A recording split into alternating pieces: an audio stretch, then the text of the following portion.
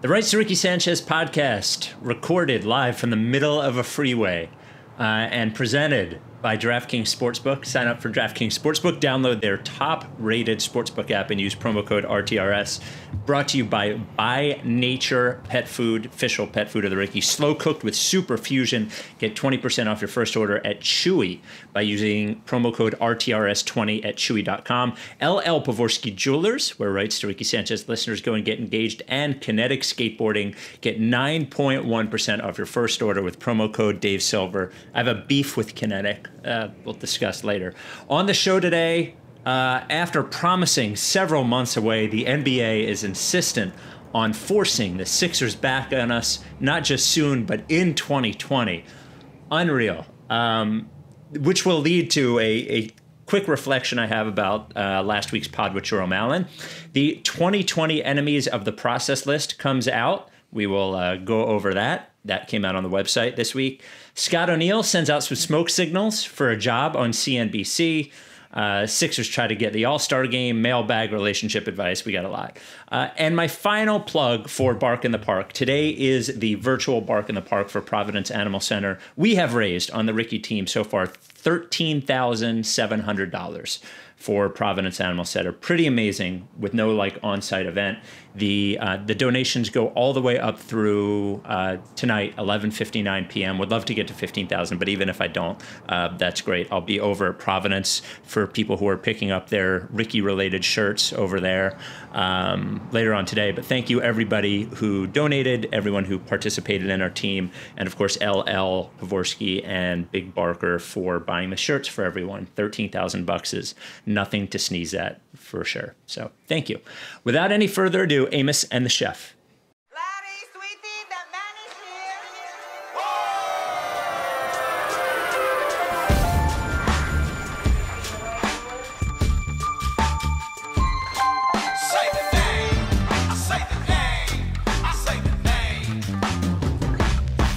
We were right, y'all.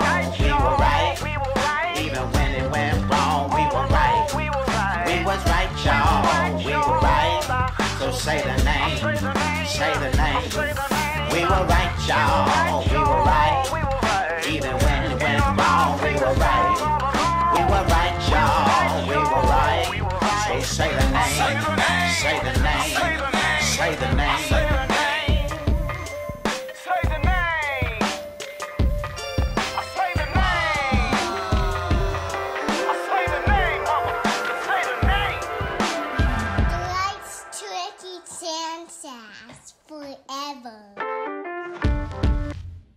Welcome to the Rights to Ricky Sanchez podcast. I am Spike Eskin, along with a guy who is where his feet are at all times, Mike Levin. Morning, buddy.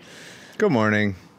What's up? I wish the pre-pod, I was saying I wish I had video of you. You know, you signed on and the video was a little dark, but it appears as if as you were shifting around, you sat on your microphone. Everything. Yeah, it was. I wish I had video of it. It's not a professional setup here. I wish people knew. People that rent studio space to record podcasts, you really don't need to do it. It doesn't need to be that professional at home. I am getting a new, like a laptop tray that you can sit on your. That's what I have here. That's what the mic is resting on. To my left. And it broke. I usually am the one to put it back, and then one time Melissa put it back, and it just totally broke in the closet. And so we need to get a new one. So now it's not even a regular laptop tray; it is a janky laptop tray. While we wait for the other one to arrive. So yeah, this is what you pay for. Quietly blaming Alyssa, right? Just every time. Yeah. Every time. Before we get going, the Apple Podcast 5-star rating of the week. Brought to you by Kinetic Skateboarding, so I can complain about them right off the top. Look, they had this great long sleeve t-shirt coming out this week, like a Happy Harry's, if you're from the area, black long sleeve t-shirt. Why do they put everything out at midnight? Who the fuck is up at midnight? Are there people up at midnight? Yeah, there are. Your awake hours of 4:15 to 9:10. Well, I'm up till 10 even midnight. Who could be up till midnight to buy something?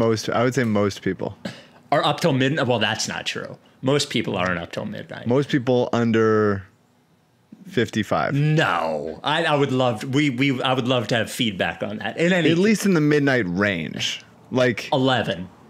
No, I think even further than 11. Wow. I think further back. I would love to hear feedback. This could be our new wiping debate. How late do you stay up? There's no way people are up till midnight. In any case, I love Kinetic. Great shit, man, especially into the fall. Hoodie weather. Use promo code Dave Silver for 9.1% off your first order.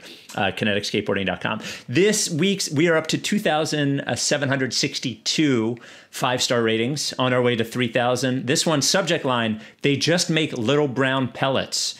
I've been a listener for years, but the offhand, they make little brown pellets pet food comment made me laugh so hard. That was about competitors of By Nature, just fucking around making little brown pellets while By Nature's making real pet food, which are also little brown pellets, but better. Anyway, the big news this week. It comes out, Woj broke it yesterday-ish, on Friday. I think it was on Friday. I think Shams beat him, actually. Oh, did Shams beat him? I think so. By a few seconds or? It was a few minutes. Yeah, wow. Good for Shams. Good. Shams always tags The Athletic, of course, who he works for, and Stadium. What the fuck is Stadium? I don't know. Do you know what that is? I don't know. He works for them. Yeah, no clue. Anyway, NBA back. So here is what is like, I would say 99% going to happen. It seems like they are, pretty firm on this, and it did seem like the reporting indicated that they don't anticipate too much trouble figuring it out with the union, but they have to figure out cap stuff. NBA will return preliminarily December 22nd. 72 games with a play-in tournament. Finished by the time the 2021 Tokyo Olympics start. So originally they had talked about December, and then they had moved it back to maybe even February.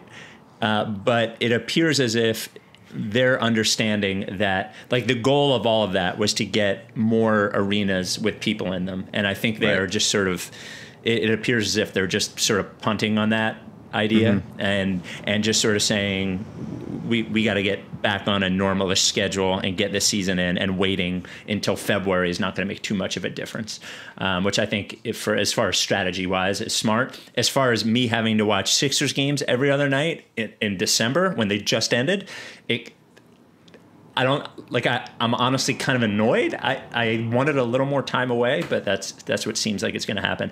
And the off season, which is normally, like, we talk about Ricky off season in terms of like sort of stretching stretching out a little bit and doing stuff. But the basketball off season is pretty compact, with the draft November 18th and then free agency like right after that, and then training camp almost right after that. So yeah, that is no time. No, that is no time to get going. If you thought that the Sixers were a flip the switch team last year, I think every team is going to be a flip the switch team. Yeah, guys aren't going to know each other. Yeah, like, imagine getting drafted. First of all, no Vegas Summer League, devastating. Yeah. And imagine, like, if they draft my first thought obviously goes to the draft. Like, if you draft a freshman, then like there's no time to work them into your system. That is essentially like a stash pick for next year. Yeah. Well, and it will benefit the teams who. Look, I think mostly NBA rosters are going to remain pretty static, just because of the unsureness of revenue moving forward and like a lot of different things. I think aside from draft, I don't think there's going to be like a ton of movement, but the teams that are already good, that keep their rosters pretty much intact, are going to have a big advantage over teams that do not. Probably, but also there's not that much off season. The guys, like, the Lakers and Heat and all the teams that played late into September, October, this really isn't much time off from each other, from your coaching staff, like, to handle yourself, like, and detox from the season mentally, whatever it is. I think everybody's got versions of positives, obstacles to overcome and stuff. It's going to be interesting. I mean, I like that it's 72 games. I think it should always be 72 games. I feel good about that. I like starting around Christmas. I think it should always start around Christmas. I think if this is hopefully a half step or whatever to the future of like, this is what it's always going to be. I think that's great. Yeah, I think they're probably more likely to start late November so they can stretch things out a little bit, as opposed to, this is still pretty compact the way that they're doing it. Yeah. I agree with you on Christmas. The thing though, and you're right, like we're really just guessing, sort of like going into the bubble. They do only have 2 months in between the end of like the Lakers season and the Heat season and the beginning of the season, but they did have 4 months off before that. So it is sort of a weird thing. It wasn't like they just played a full season, you know? No, yeah, it's just a weird ramp up and ramp down, and also being in the bubble is a special kind of, I'm sure. Yeah. You know, tax on your body and yourself and your routine and all that stuff. I don't know about there's not going to be much movement. I think that there could be teams that really need to get off shit. Mm-hmm. That's really true. need to get off money, and so they'll do, you know, they'll attach a pick or whatever it is to get off contracts. I wonder who those teams are going to be. It's kind of weird to speculate, like which owners are getting poor and not poor, you know, relatively to the stature. I don't know. I also think that like this is the first shot at this, and it's like we're going quick, and they still need like, you know, union approval and all this stuff. I would be surprised if this stays as is. I think this is an ambitious, you know, first salvo in like, here's what we're trying to do. I do love that they're keeping the 8 seed play-in. I think that's absolutely worthwhile. Why not? You know. It's why not, but it is. To me, like, look, some years they're going to get lucky, and some years they're not. Like some years they're going to get like, boy, here's the fucking Magic versus the Bulls versus like a bunch of teams. And I think we got lucky last year with, you know, Portland in it and Phoenix, Memphis. You know, having a chance right at the end, but there are going to be some years where it seems kind of dumb. I think. For sure. Yeah. I mean, I think just for those fan bases, you know, I don't think this is going to be the thing to hook casual fans. Yeah. But theoretically, most of the time, this is either going to be teams with like young talent, like the Pelicans or whatever, trying to get in, or a veteran team that's kind of disappointed, like the Blazers that still has enough juice to like, you know, win a couple games to get in there. I just like more different stakes for other teams and stuff. And obviously, you know, having a shot at the 1 seed is not hugely successful, but it's happened before, and you know, a sprained ankle and then you're in business. It's I like it. I mean, anything that makes it more like March Madness is good for me, for sure. Yeah, and I'll tell you, just from nobody cares, and I hate when NBA podcasters do this, but like I do, and this sort of goes into, and I am excited for, I'll tell you, the compact, just for us, and we'll start draft in earnest this on the pod. This I know you've started it 6 months ago, but on the pod coming up next week. The draft immediately into free agency, like all of this shit happening all at once will be, I think, amusing, and it'll be fun from a content perspective. I got to tell you, though, and it does sort of go into the next thing I was going to talk about, because it made me think of something that something I felt after the Jerome Allen interview, which I really enjoyed, and there's been a lot of good feedback, so thanks to everyone who listened to it. But the idea of watching the Sixers 3 times a week, I'm glad basketball will be back, but I'm going to be honest, like there's this sense of dread. I wish there was something that happened that made me more excited to start watching them again. And maybe, Peter Dinwiddie not doing it for you? No. And by the way, shout out to emailer Mike, longtime listener, who mentioned something that we did not say, and he's right. When we were talking about Peter Dinwiddie looking like Crispin Glover, he does look just like... what's his fuck? The super tall guy we had. Boban? Yeah, he looks like Boban. I see it a little bit. Yeah, he looks like a normal sized Boban. Boban's very handsome. And I know that he's enormous. But he's got the hair too. Handsome. A little. Similar hair. Boban cleaned up over the last couple of years, where, you know, Dinwiddie needs a Boban type cleanup. I was like, honestly, when we asked Jerome, like, really, what is so good about Brad Stevens? And he went into like a real answer about a legitimate answer about how prepared he is. And here is Jerome, who is like a former head coach at Penn, a really smart guy, a sort of a cerebral player. And you could tell he was not bullshitting about what he said about Stevens. And then you could also tell he was not bullshitting about the way that the organization from the top down supported him during what he went through, or after what he did. And I just thought about the Sixers, and I'm like, what the fuck? It just put it into perspective. It is such a fucking terrible organization. I don't even know. It's a bad organization. Yeah. It is. I think it's pretty clear that it's a bad organization, and it has been for a lot of years. Yeah. I mean, a lot of years. Yes. There was a time when it seemed like it could be a good organization, and then I think we all know what that time was. And then when that happened, it's I'm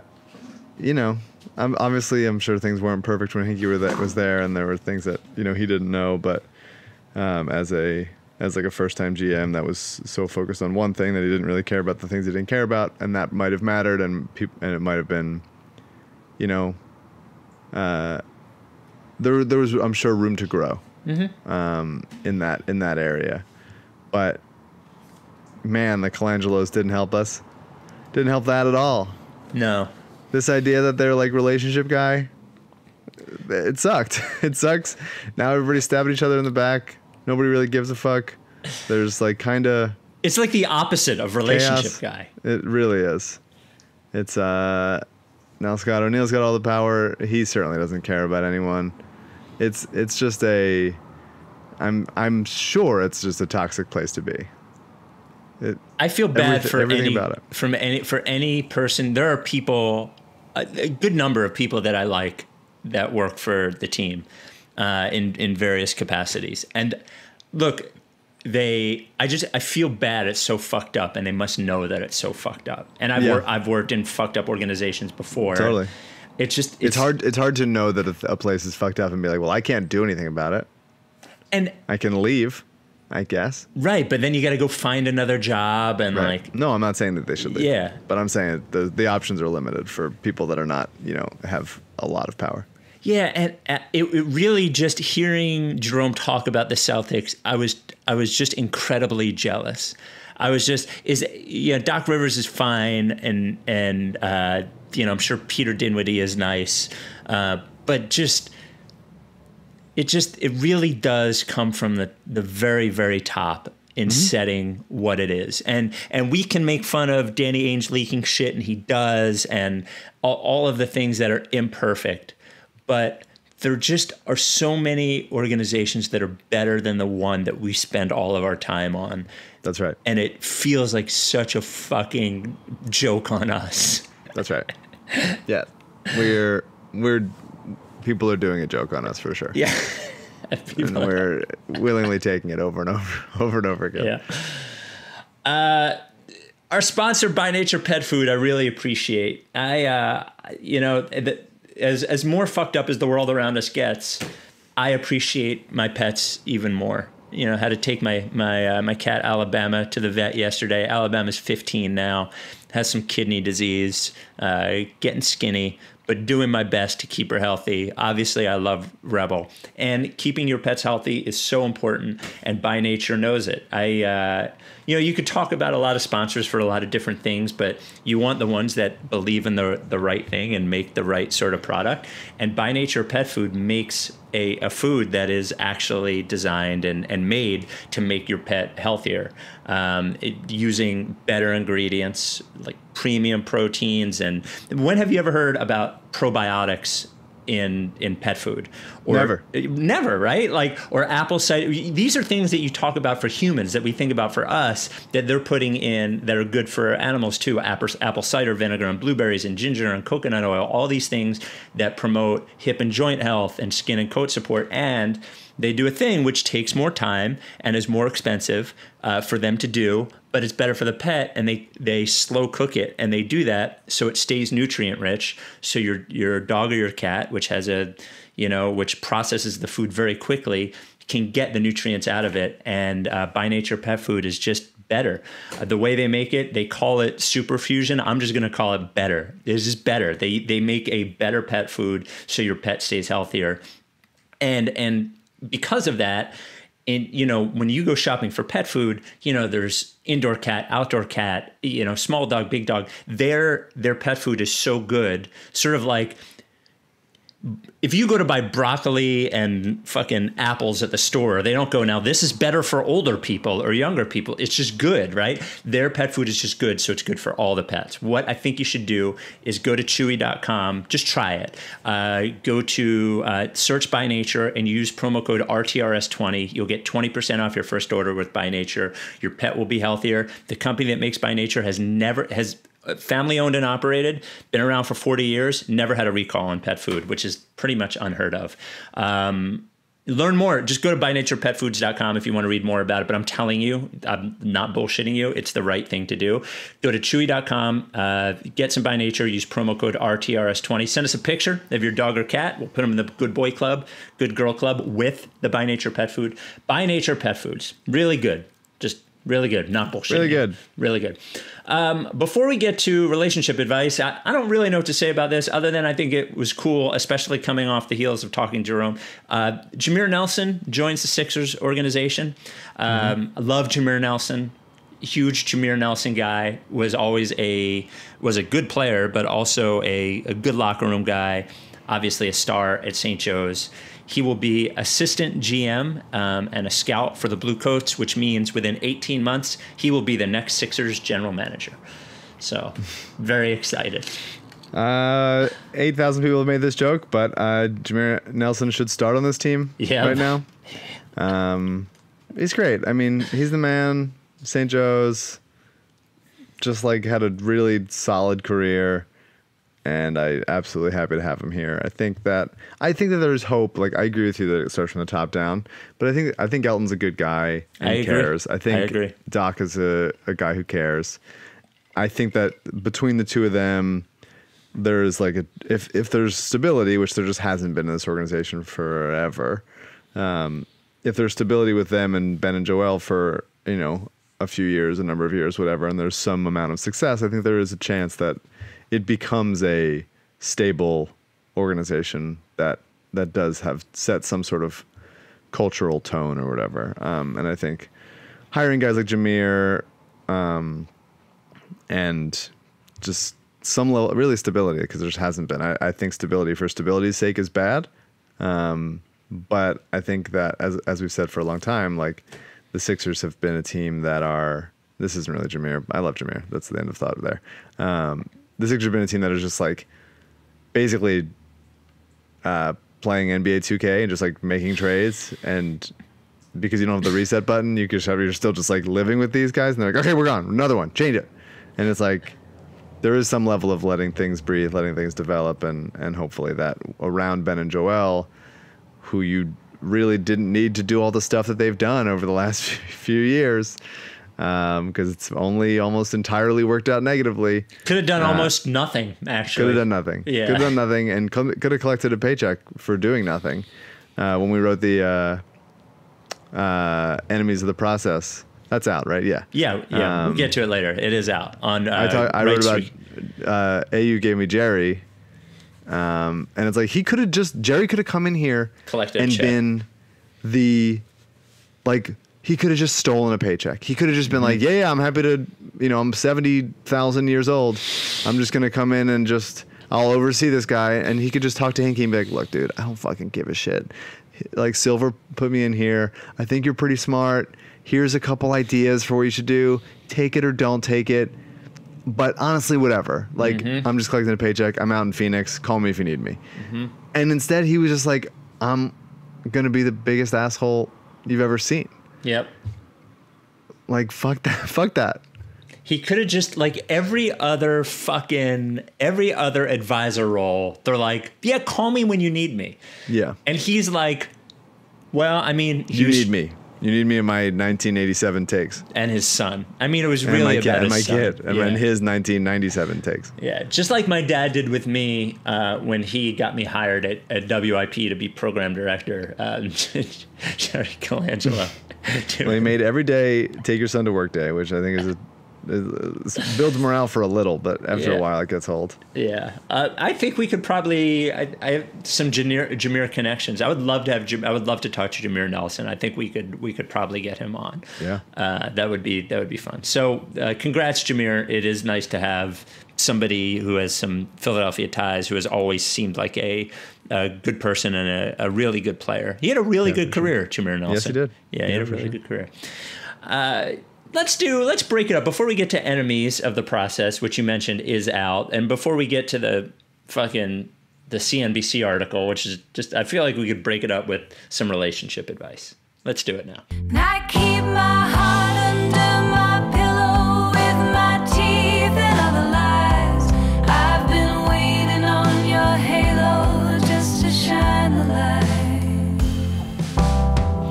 Relationship advice theme song, Eliza Hardy-Jones. Thank you, Eliza, for the music that we don't actually have written permission. I have an email from her. Seems like enough. From Anonymous, because this person didn't say whether we could use their name or not. Dear Spike and Mike, first off, I've been a longtime listener. Appreciate everything you guys do, from the pods to charities and live events. This is an interesting one. This is not, I feel like a lot of the ones we get are in the same sort of vein, except for the one that, didn't he sleep with his girlfriend's dad or something? I don't remember it. Might have blocked it out. I think we did have one. But aside from that one. All right. I've recently found myself in a very uncomfortable situation, so naturally I figured why not come to a basketball podcast for answers. To quickly give a backstory, me and my girlfriend of nearly 4 years have had a wonderful relationship to this day and envision the rest of our lives together. She has a kid with her ex who is now 6 years old. That's no worry to me, as I knew this going into the relationship. The problem is the ex. To say the least, he's been a troublemaker and aggressive most of his life. He's gotten kicked out of the military and struggled to keep a job. My girlfriend has a restraining order against him, and let me say, with good reason. I'll spare you the details. Fast forward to today, and things get juicy. I've worked at the same job now for 3 years, and I'm happy there. It's not the job I want the rest of my life, but for the time being, I'm where I want to be. Last week, I went on vacation, and when I returned, I found to my horror that I had a new coworker. They hired the ex. Neither of us has said a word to each other, and he definitely knows who I am. We have to walk past each other multiple times a day and occasionally make awkward eye contact. It's only been a few days now, but it feels like an eternity. I've now come to my boss and made him aware of the situation. He said he's already been on shaky ground, and if they can find a reason to get rid of him, they will, but it's no guarantee. I guess my question is, what do I do now? The situation is absolutely unsustainable, and I can in no way go to work with this person much longer. Do I give up the job and look for something else? I feel like that would be letting him win. Do I wait it out and hope that he gets fired or quits? Am I selfish for wanting to get this guy fired? One way or another, this needs to be resolved. Any advice would help. Thanks again. Keep up the pods. Whew. This is a different one. We've never had anyone like, before we give advice, can you just fucking for 1 second imagine coming back to work and seeing, of all people they hired that guy? That's no good. It's crazy. It's crazy. No good. So seems like an in-person job, not a remote workplace situation. Yeah. Well, he said he has to walk by the guy. I don't know. I mean, it's presumably because it's a pandemic and the job market is tanked, you need the work. Mm-hmm. And this guy probably also needs the work. Mm-hmm. It feels like the kind of thing I'm always a conversation guy. It feels like, hey man, like we're cool, right? Like, can you just do that? Like, not even like a full like hash it out conversation, more of just like everybody, you good? Like, we're good? Okay. Kind of thing. Because you presumably also want him to have a job and stuff for the kid if you care about the kid. Mm-hmm. And want that to be like a stable environment. I would probably, my advice would be, especially if this is not like dream job place that you want to like grow from, I would say, have a conversation, quick conversation, just the we good conversation, and then start like quietly looking for other jobs. Would be my guess. I think there's even if you agree that you're good, there's probably a shelf life to how long this can go. I agree on action steps. The one thing mentally that I would say is you have to put your, every once in a while, in most situations, ego is a bad thing. It prevents you from doing the right thing most of the times. I've said to a lot of people, especially people at work, there's this tool that nobody uses. It's called an apology. If you did something wrong, or somebody even thinks that you did something wrong, if you genuinely apologize, it usually neutralizes the situation, and it only hurts for a second. So a lot of times putting ego to the back is important. So I would say, to your point, the idea of letting him win and all that kind of shit, it does not matter. The only thing that is feeding is ego. Here's who wins. Who wins is the kid, your girlfriend, you, and this guy, if you can all go about your lives without any further conflict. So everybody's the winner. So if he wins and you get another job somewhere and he gets to keep that job, fine. It's not worth winning that thing.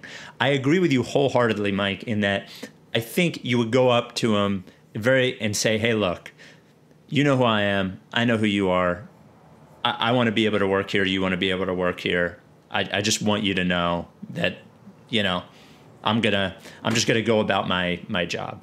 And I'm sure what he did, the way that you framed it, is something terrible, but there's nothing that you can do about it, right? Like kicking the shit out of him is not gonna do anything. Making sure he gets fired. Don't do any of it. You don't want any of that shit on your conscience. If he's that big of it. So I would agree. I would say start looking for another job, but don't do it while quitting this job. Just start looking for another one. And maybe he'll get fired while you're looking, and then you can just go about your business.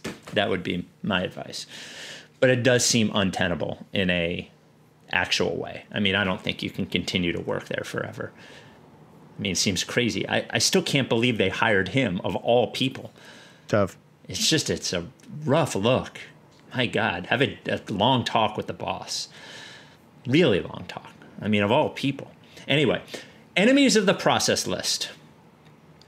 We've done this. This is an AU idea. AU started this, I want to say 4 years ago. I think this is the fourth one that we've done, the enemies of the process list. I think the first one he revealed on air, and then we've been writing them ever since he started writing for us. So what we did was all of us submitted our 1 through 10 or 1 through 15 lists, and then AU calculated it, and we put it together, and we all wrote different blurbs for it, and it's up at writesrickysanchez.com. Wanted to just get some thoughts from both of us on each one on the top 15. Number 15, Glenn Robinson III. I actually like that he's on the list. AU seemed like he was pushing for GR3. I think it is funny how little he wanted to be here. He complained immediately. It took him forever to get here. Right. And I don't think he's an enemy now, but when he goes to a different team, he'll definitely be a guy that we don't like. So I think that's fair. Yeah. 14, Tatum, who I don't even think I had on my top 10 list, but obviously, did you have him high? Where did you have Tatum? Do you remember? I don't remember. As of right now, look, the things I feel about Tatum, as Jerome said last week, thanks for not picking him. He really got that in right at the end. He did. What he a definitely fucking did. asshole. Yeah. And to me, it's just like, there is not a valid reason to hate him. And I hate him and will forever and root against him his whole career. He seems like a good dad. He seems pretty corny. Mm-hmm. He works hard, and I hate him. End of story. Yeah, it doesn't hurt me anymore. In fact, and this, I think this will come out or this came out today. We did the top 29 rankings of what other teams we hate the most. I don't even hate the Celtics as much as I should anymore. And I know it's a character flaw. I know, but it's buried deep within my anger at the Sixers is why I don't hate the Celtics so much. It's not that I like the Celtics. It's just my jealousy has gone from anger to sort of like, I don't know, looking at them across the room at how beautiful I think some of them are, and I can't be mad at them anymore. We were a Knicks fan and you're a Sixers fan, so your Celtics are naturally next. Yeah. Yes, it really is on the list. 13, Tobias Harris's contract. One thing I wrote, I got to do the write-up for this, is that the thing we have to look forward to is that in 3 years it'll be the best contract in the NBA because it'll be expiring. It does say a lot that he is a good player and obviously a good person, and still, it's just fucking awful, that contract. It is really just so bad. It's tough. I mean, we talked about this before. Like, I can separate him from the contract. Mm-hmm. It's not his fault. It wasn't. That's Ryan why Howard's we put the fault. contract on the list. Yeah. Yeah. But I think he gets a lot of it. It's like, I think he's a good player that if he was just allowed to play like straight up power forward and not, the smallest of 8 power forwards on this team, then I think it'd be a lot better. But it's more clunky with that. I would love to see him back with Doc, shooting threes more regularly, quicker, having a quick trigger without having to do this sort of, stare your guy down for a few seconds and pull up in his face from 18. But if he's continues his progression defensively, he's a good leader of the team and takes more threes more regularly and maybe even adds an element of getting to the line more to his game. Would love that. He's a guy who works on his game. It stands to reason he could work on that part of his game. Then I hope the contract is not as bad. But right now it is for sure. As I've said, the collective bargaining agreement that the owners have with the players would not have allowed anyone to pay Tobias Harris more money than the Sixers paid them. They paid Tobias Harris the most amount of money you're allowed to pay a player under the collective bargaining agreement. That's right. It is fucking hilarious. Number 12, COVID-19. I mean, pretty obvious why it would be an enemy of the process. Yeah, I wrote about it just because it's like, well, the Sixers were an elite home team. They were the best home team in the league. And they were the, 23rd best road team in the league? That's the one advantage we had. And then here comes a pandemic, and it's like, you got to play in fucking where MCW and Markelle Fultz live. What a quote. 11, I almost feel like this is even high because it does seem like everybody is on the same page anymore. But 11, mainstream Philadelphia media composite guy. Almost doesn't exist anymore. Even the people who hated us hate the owners now. There's there's just not a lot of anti-process people anymore. It's just occasionally there's some strays that come out. Yeah. And you see, and like, people talking about that analytics were the problem in this situation just drives me insane. Just sheer like journalistic responsibility. Like someone should hold that to account. There should be a fact check situation going on where it's like, well, no. I mean, or like explain yourself, because it's not the case. Number 10, Al Horford. Sorry. It was destined. This had to happen. I mean, there's really almost no chance this wasn't going to happen. Yeah, we should have asked Jerome about Al. And we didn't. It is amazing we didn't ask him about Al. I think it stems from us not wanting to talk about it. Right. Let's talk about anything but the... Probably that. Number 9 and 8. I don't think I voted for either of them in my top 10. I definitely know I didn't vote for 8 because I felt like they were more enemies of me than they were of the process, but maybe I had Butler in there. So number 9, Jimmy Butler, and then number 8, JJ Redick and Tommy. Yeah. I don't think I had Jimmy in there. I did have JJ Redick and Tommy. I did not. Maybe that's more.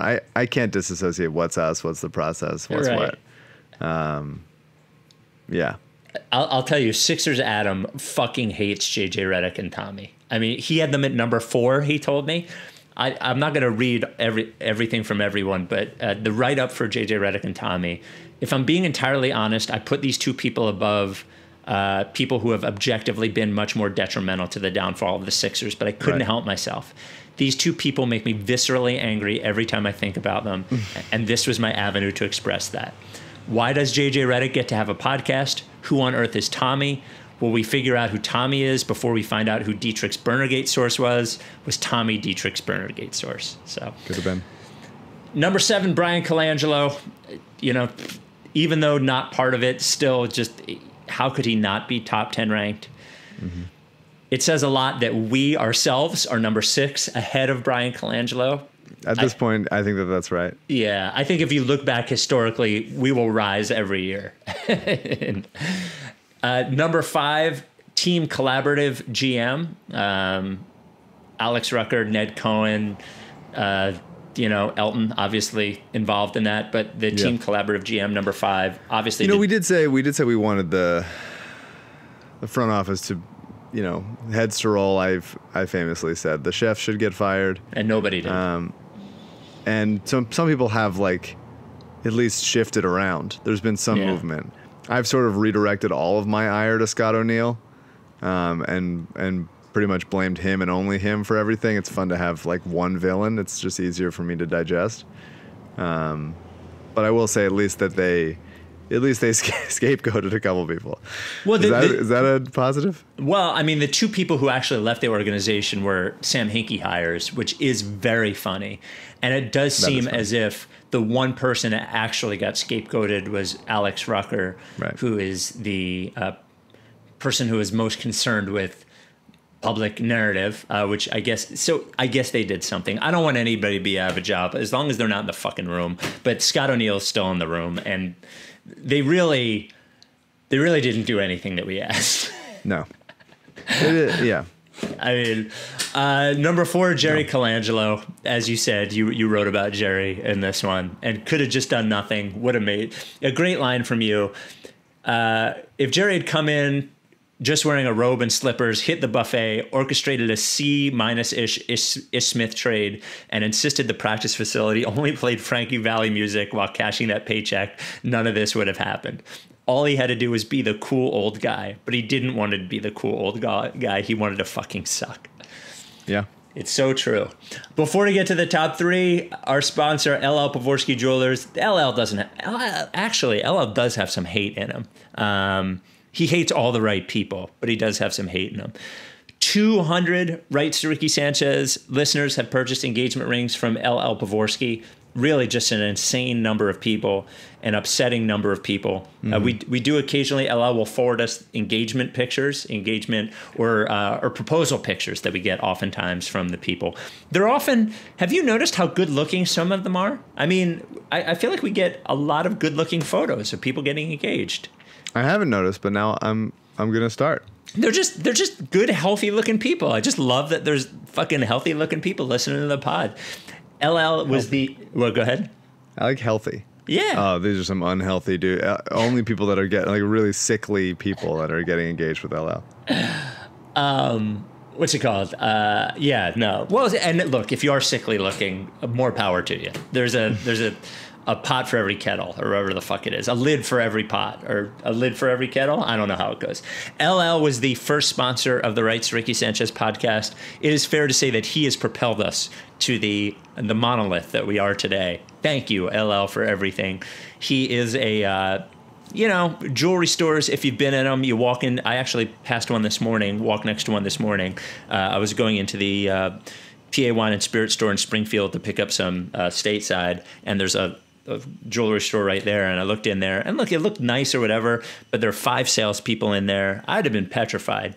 You go into LL Pavorsky Jewelers, there's one person. It's LL. He's there to help you. And he's doing his appointments, talk about safety, by appointment only. So you go to the store by appointment only. If you want to do it from home, you do it from home. He can figure that out.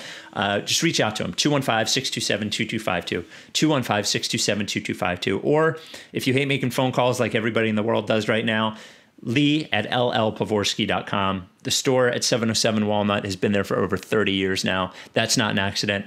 a place gets to stay somewhere for 30 years if you keep paying your lease. So congratulations to LL on the 30 plus years of lease payments, for supporting our charities, and for being an all-around great guy. LL Pavorsky Jewelers.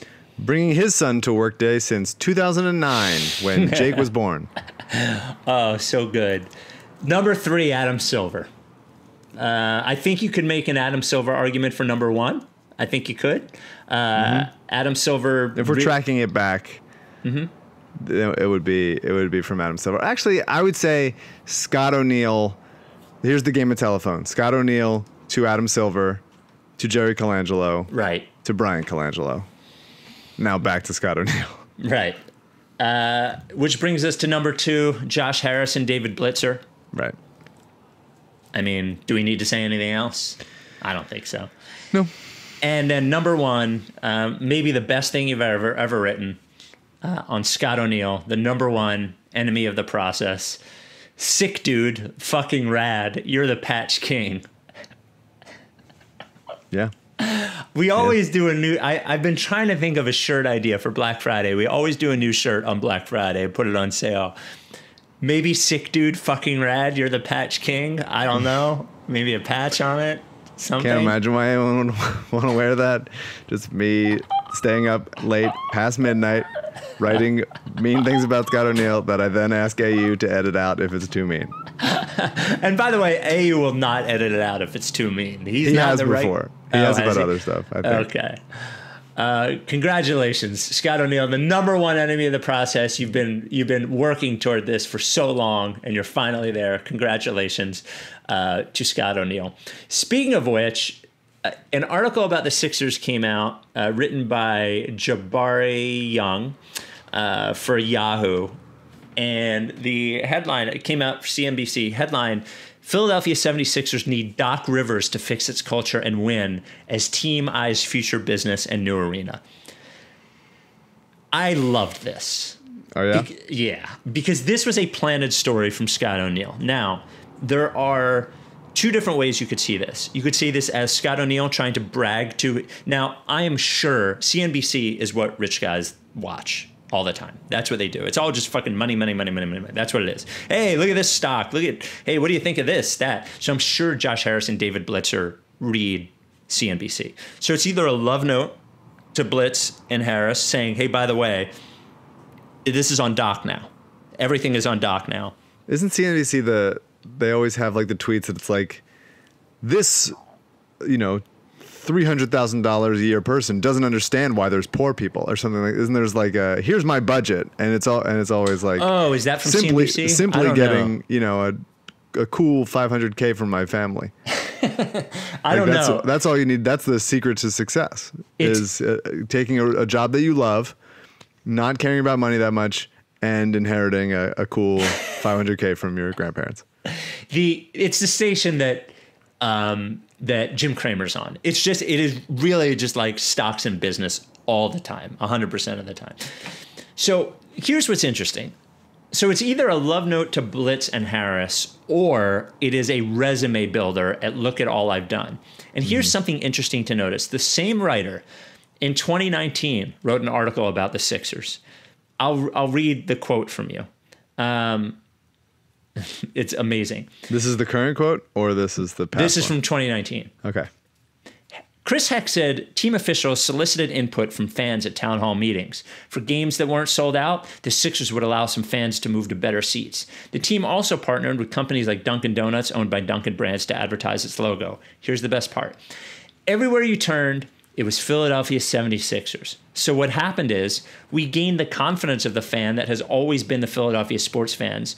We also started a new wave, also a cult following of fans under the age of 35. They started the cult following. That's right. Yes. Okay. So really the key to this article is that it puts everything about them making any more money in the future on Doc Rivers. As the team departed the NBA's bubble postseason in the first round in August, the Sixers fired Brett Brown. Sixers leadership, which includes HBSE CEO Scott O'Neill and general manager Elton Brand, were mystified at the team's 31-4 home record, but poor performance at the road. It's the not road. 31-4, by the way. That's actually incorrect because 2 of those losses at home were in Orlando. Oh, so they were 31-2. It was 2 games. It was like 29-2, I think it was. Which one? You're right. I love that the Sixers leadership that were mystified were Elton Brand and, of course, Scott O'Neil. Mm-hmm. They were the 2 guys that were on the same page here. One NBA team staffer with knowledge of the Sixers' affairs said the club lacked focus on the road and the team's traveling party was too big. The staffer called the Sixers, quote, unorganized, adding that the club had too many front office staff with titles but undefined roles. Who could have ever imagined that would have been the case? Yeah, shocking when you just keep putting someone in like a side office. There's just so many offices they're building. They have a new practice facility just for offices to people that are getting parachutes out. If Doug Collins and Tony DeLeo still kicking around over there. So a header, future business. If Rivers and Brand can help deliver Harris a championship, O'Neal's job could get a bit easier as winning equals more business in the NBA. It's the ultimate magnet of money. The Sixers bring in roughly $300 million in revenue with $90 million from operating income, according to Forbes. The team is set with their broadcasting rights with Comcast property NBC Sports Philadelphia into 2029. O'Neal is credited with helping turn 3,500 season ticket holders into roughly 14,000. Ranked first in the NBA in tickets sold in attendance last season. He also landed, this is for you, the NBA's first jersey patch deal and landed Harris an $86 million new practice complex in Camden, New Jersey. Real quick, O'Neal is the one that turned it from 3,500 season ticket holders into 14,000. Mike, I ask you, did it have anything to do with the team led by 2 young superstars getting better? I can't imagine why it would. When I pay for a game, I show up for the CEO. I'm there for the player intros when they're setting shit on fire. That's why I come. Honestly, the basketball couldn't even be bothered by it. I respect good business, and I pay good money to sit in an arena to just like admire the business. At the end of this, we're business people. I mean, this is why we're in it.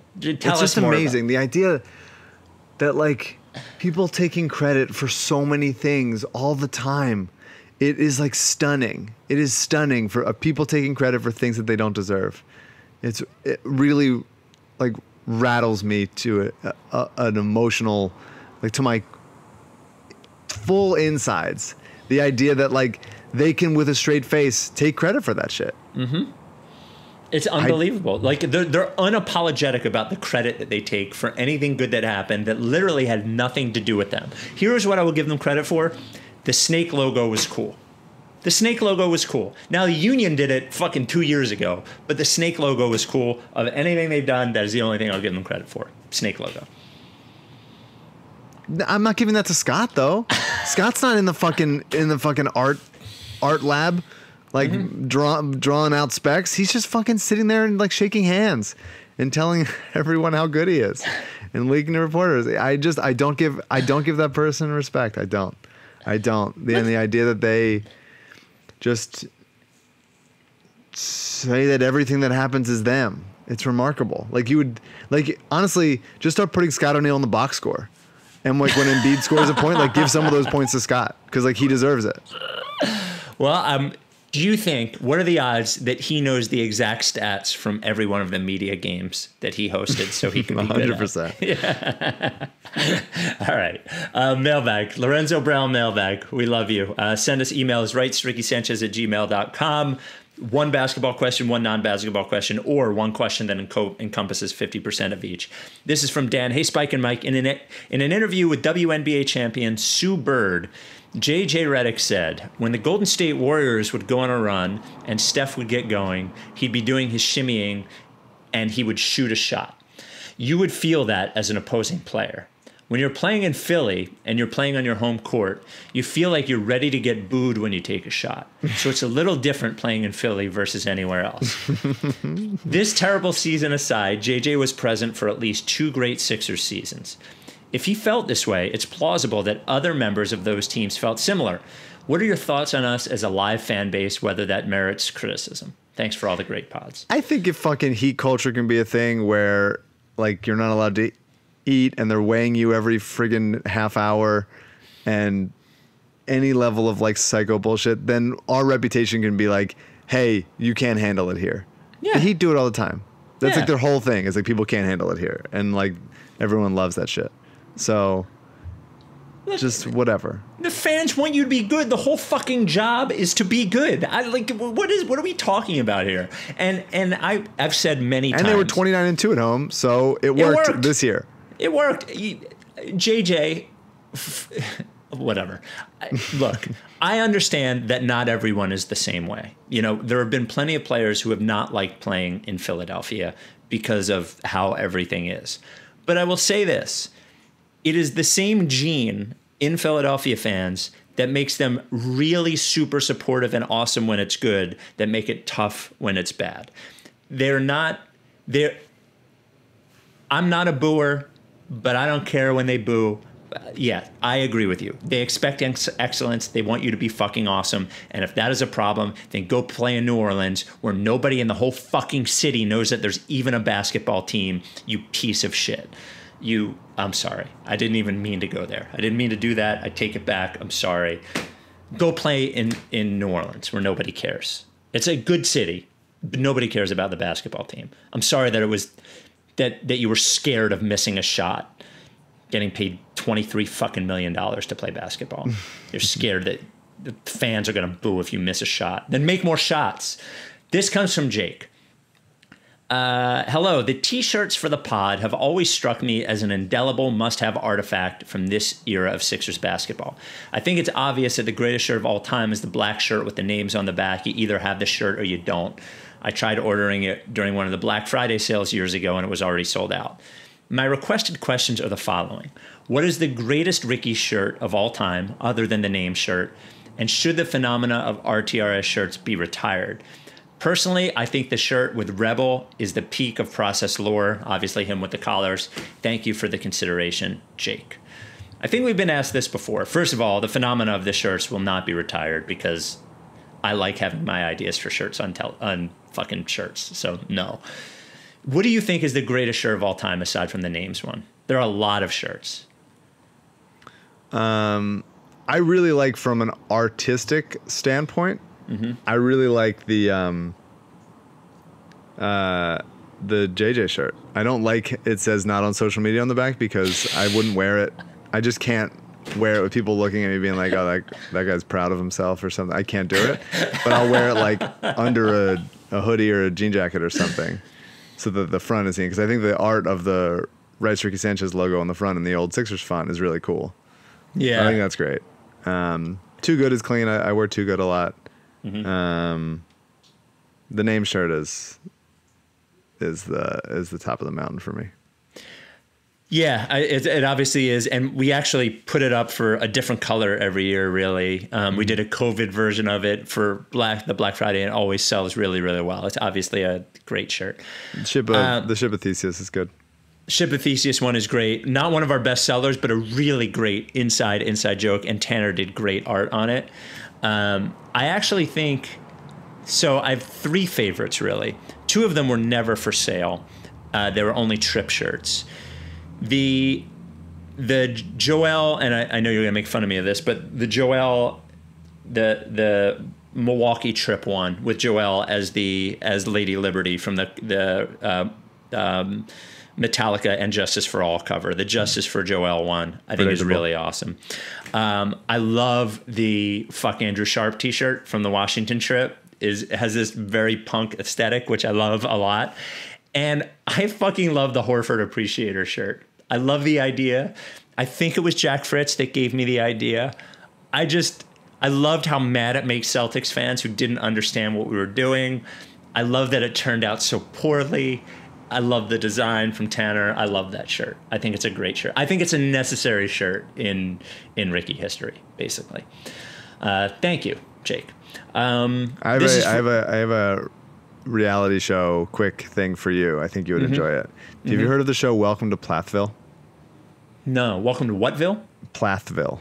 No. Like Sylvia Plath. No. It is it's a show, I think it's on TLC. I had never seen it or heard of it, and Alyssa and Taylor on Table Flipping Podcast just did an episode about it, and so we watched some of it, and it is about a family that's like a ton of, a bunch of like kid, like 15, like I don't know how many kids there are, a ton of kids, and they are not allowed to like have any internet or like sweets, or like one of them's never had a Pop-Tart before, and they just like don't know anything at all. And there's a really funny scene of this kid going to the gym for the first time, and he's like doesn't know like what to do at the gym, and it's really I think that's kind of your kind of show.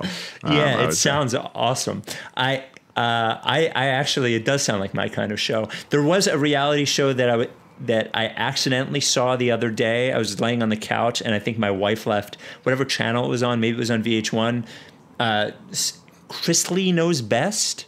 Yeah, that's been on for forever, isn't it? Yeah, It was really, I hated it so much. I hated the show just an incredible amount.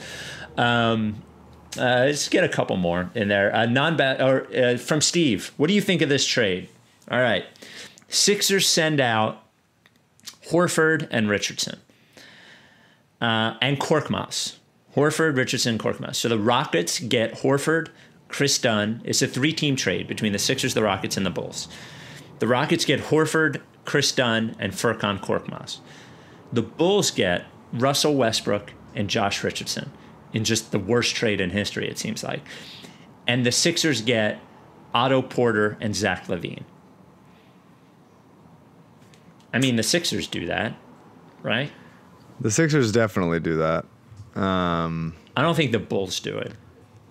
Houston gets Horford, Dunn, and Korkmaz for Westbrook, basically. Maybe. I doubt that they do that. And I doubt that the Bulls, unless they're just like, I don't think their front office is as stupid as it was anymore.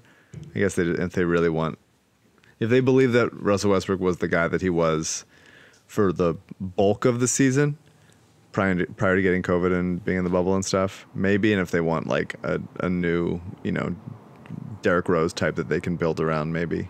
But he's getting old, and I feel like it's not going to happen. I would do it, but I think you'd have a hard time convincing the other two teams to do it. Although I admittedly don't know what Houston is thinking. Yeah. If they totally change their identity and everything and want a Horford type center in there now, then fine. That's fine. Yeah, I mean, Horford would be helpful for them. But I also think that they're operating in a world where they have to think, would this piss off Harden? And Harden wanted Westbrook, and that's a lot of the reason why he's there. So yeah, for sure. And then non-basketball question. I think this is interesting for you. What is the worst TV show you've watched every episode of? My friend and I were talking about this, and he thinks his is probably Prison Break or Full House. For me, it's Burn Notice. Thanks for everything. There's an answer to this question, and I can't say it because I at one point almost said it, and then Patrick, my writing partner, was like, "I don't think you should talk." And it's like, what's the benefit? And then we literally got a meeting with a producer on that show like a week later, and but it is a horrible show. There's two seasons of it. We watched all of it. It is absolute trash. And there are good people that work on the show that have been employed by the show. Would those people say that the show was trash? I doubt it. I doubt that they would. But it is the worst show I've ever seen.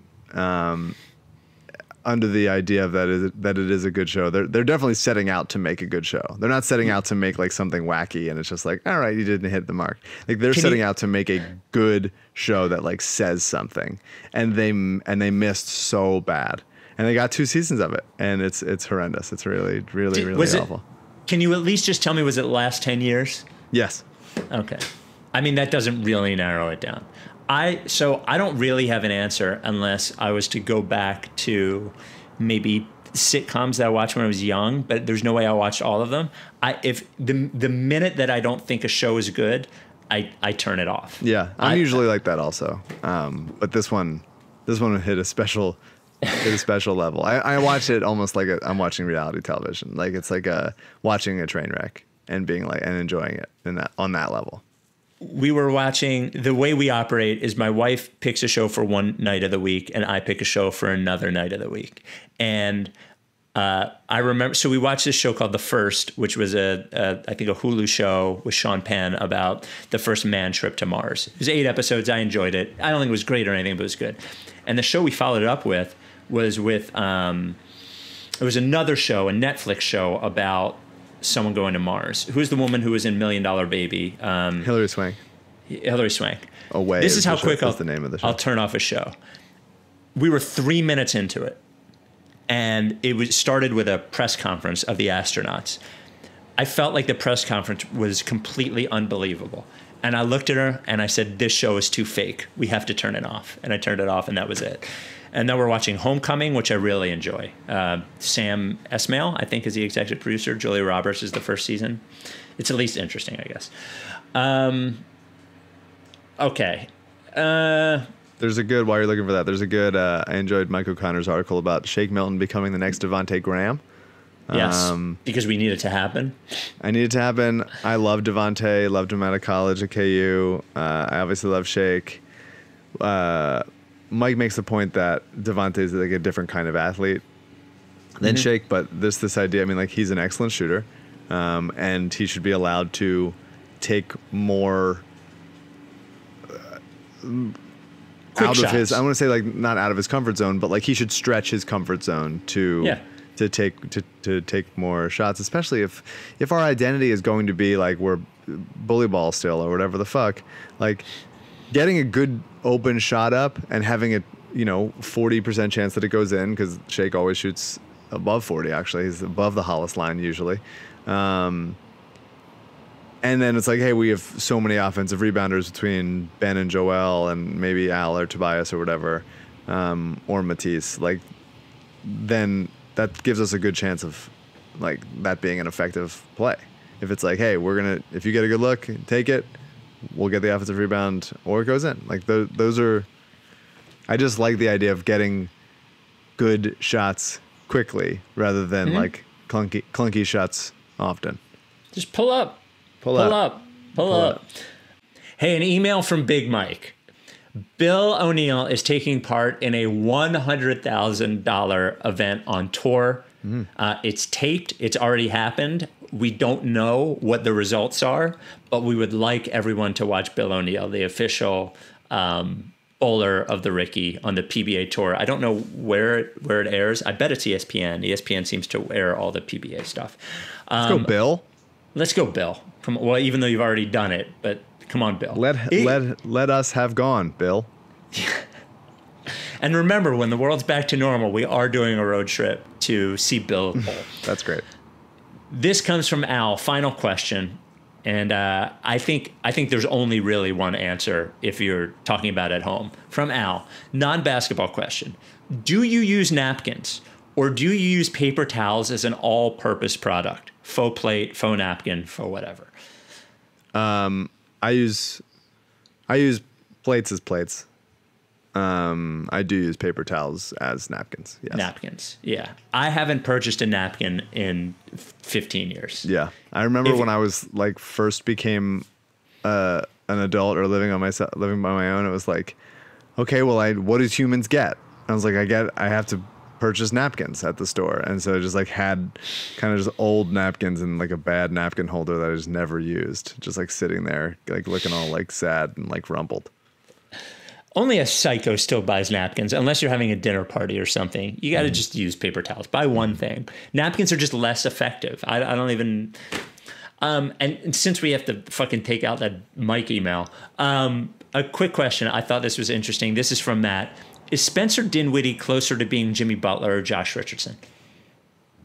It is a really good question. That's a great question. Different, obviously, these guys are different players slightly, but I would say offensively, he is far closer to Jimmy Butler than Josh Richardson. Defensively, he's not as good as either. But offensively, I think he's closer to Jimmy. I think he's a better shooter than Jimmy from outside. He's a better creator than Josh is. Way better creator than Josh. Yeah, better creator than Josh, Yeah. better shooter than Josh, better passer than Josh, great in the pick and roll, can get to the rim, gets fouled, like has a knack for getting fouled the way Jimmy does. He's just not as strong. He's not as physically imposing. And I don't think he's not as good right now as a passer as Jimmy is, although he is obviously older and has grown into that kind of person. I love Spencer Dinwiddie. Always have. Think he's 100% legitimate. I would do whatever it takes to get him. Like, he would be a perfect fit. He seems like a little bit of a odd guy. He's a little dribbly. He's a little dribbly. For sure dribbly, 100%. But also just like an odd guy. Like, wasn't he negotiating his own salary, like, publicly? Like, you guys can pay for where you want me to go? Well, he was doing a GoFundMe that said that if he raised a certain amount, they could pick where he went. Then he canceled it when it only raised $1,200, and then he got rid of his agent, and he's going to negotiate his own contract. So odd dude. I remember there was an interview with him and I think Kenny Atkinson where they were both kind of like good-naturedly, but like it might not actually be good-naturedly, saying like, Spencer thinks he's the smartest player on the team and like on the court at all times. And like a lot of times he's right. And a lot of times it's annoying as fuck is what it kind of seemed like. And maybe there's like some, I don't know, Chris Paul level to him of like personality wise. I'm not sure. But I think he's an excellent player and I think he would be a really, really helpful addition to this team. He would be helpful. Great question. He is a little dribbly. I will say the biggest difference as a shooter between him and Richardson is that Dinwiddie is just so much more willing, which is part of being good, but he is just a more willing shooter. His percentages are not going to, you're not going to look at his shooting percentage, 3-point percentage, and be wowed by it, but he will get him up. And Josh does seem to hesitate. Josh Richardson seems to hesitate. Yeah, like that. he's a good, he shot well in college, and I think, what did he shoot last year? Like 37%, 38%? On volume, like he's good. Like he's good. And I think especially if he's playing with a guy like Ben and Joel where he'd get more open looks, I think I believe in them as like a catch and shoot guy for sure. And my favorite part is that he gets the rim and he gets the line. Like those are great things. And I would love to have a weirdo here. I mean, if he's just being be multiple weird. Dinwiddies. Yeah. Yes. Oh my God. Can you imagine if Dinwiddie trades for Dinwiddie? That'd be fucking great. Amazing. I love it. All right. Well, good luck, Bill O'Neill. As you always do, remind people that get your ballots in. Get your ballots in. Drop boxes. You can find them near you and early voting locations. It's so easy. iwillvote.com/PA. iwillvote.com/PA. Yes, your wife. I saw my wife, her envelope, her security envelope inside the regular envelope this morning, and she took it as she was on her way off to work to drop hers off. So good. You know, it's very easy. Put it in, at this point, it's late enough, put it in a Dropbox location so you don't have to worry about any mail hijinks. Just get it there. Or vote early in person if you're, all masked up and everything. And you just turn in your ballot that way and have everything. Just make it so. Don't risk it. Get it in now, today, tomorrow. Don't wait. Don't wait. Just get it done. Unless you're voting on the day of, in which case, be very safe. Just be safe. Wear your mask. Stand behind the person in front of you. Pretty easy. You can go grocery shopping. You can certainly, if you haven't, this is what I would say to those who, if you didn't sign up for a mail-in ballot and you're nervous about voting in person, you can stand 6 feet behind the person in front of you, wear a mask, get in, get your shit done, leave. I'm going to early vote and I'm going to double mask. Whoa, double mask. Double mask. So one over your mouth and then one over, both on your mask. No, I'm wearing, I'll have probably one cloth mask over my mouth and then a regular surgical mask over that. There you go. Double safety, can't hurt. And if people look at me weird, fuck them. Fuck him. Look, nobody could look weirder than LL in his fucking face shield. Like he's a welder or something. There's nothing wrong with it. No shame in it. No shame. All right. We'll talk to you later this week. Draft coming up. We'll start getting into draft stuff. Your favorite season of the year. Yes. With it, are you done with TTP? Yeah, lick If you face. don't fuck with me, then I won't fuck with you. If you don't fuck with me, then I won't fuck with you. If you don't fuck with me, then I won't fuck with you. If you don't fuck with me, Then I won't fuck with you. but if you fuck with me, Time for plan B.